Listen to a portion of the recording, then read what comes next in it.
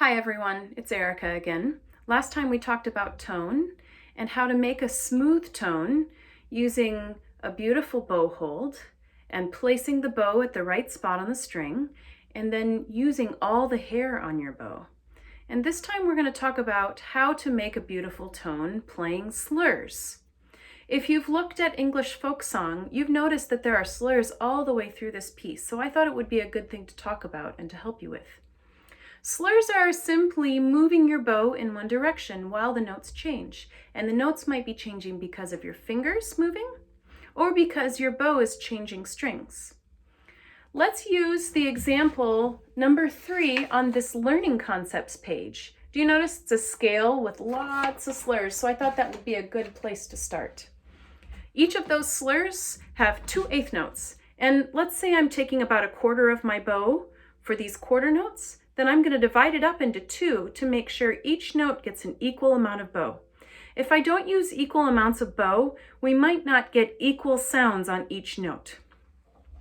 So where you can, try to sneak a peek at your bow to make sure you're using an equal amount on each note. Let's try this together, all violins. 1 and 2 and 3 and 4 and...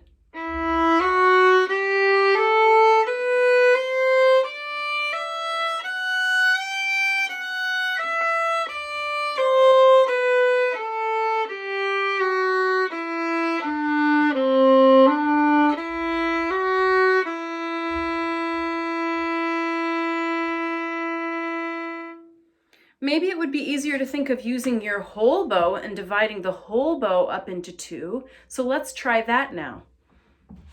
I'm going to have to move a little forward so I don't hit things here with my bow.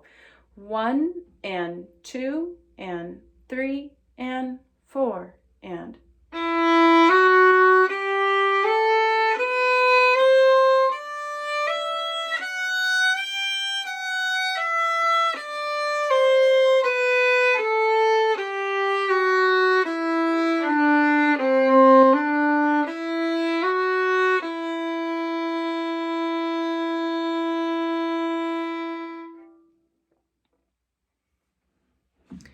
In the first violin section, I thought we could use an example toward the end that would help you figure out how to divide up your bow by watching me and listening to me play.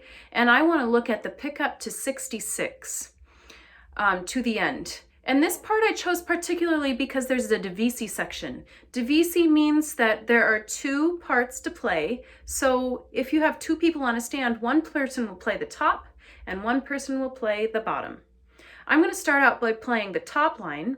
You can play along with me, or you can watch to see how much bow I use on all of those slurs. Here we go. 1, 2, 3.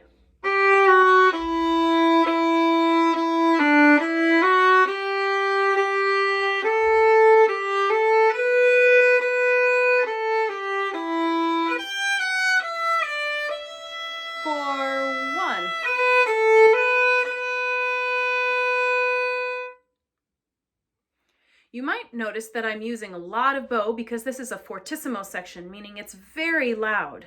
So all of my quarter note slurs with 2 eighth notes in them are using a lot more bow than what I talked about earlier. Now let's try the bottom section. Do you see under the last note, there's a little down bow symbol, and that's in parentheses? And what that is saying is that last note is long. So in order to make sure you don't run out of bow before the end of the note, you can change directions in the middle of it. Just make sure that you don't change with your stand partner, or the person right behind you, I guess, since your stand partner's playing another note. Here we go. 1, 2, 3.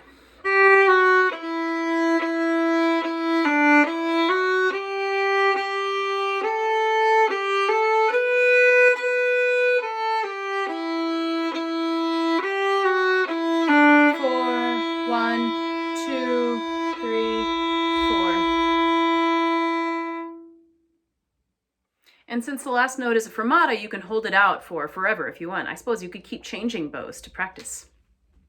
Second violins, to practice slurs, let's go back to that same spot that we played in the tone video and just play that together to think about smooth slurs. So here's pick up to 5. 1, 2, 3.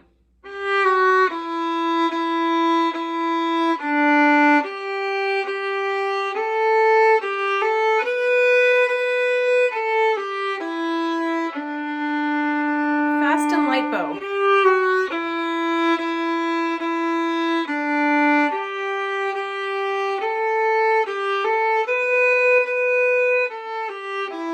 Using a long bow here, so again, fast and light bow.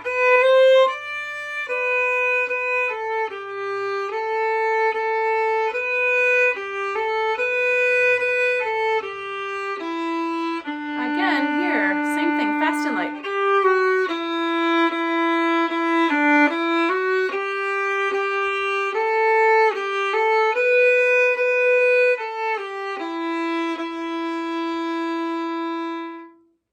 So there's a good example of having the same rhythm and the same speed, but using more bow. So you'll notice I still have to be very careful about how I divide up my bow in order for it to sound even.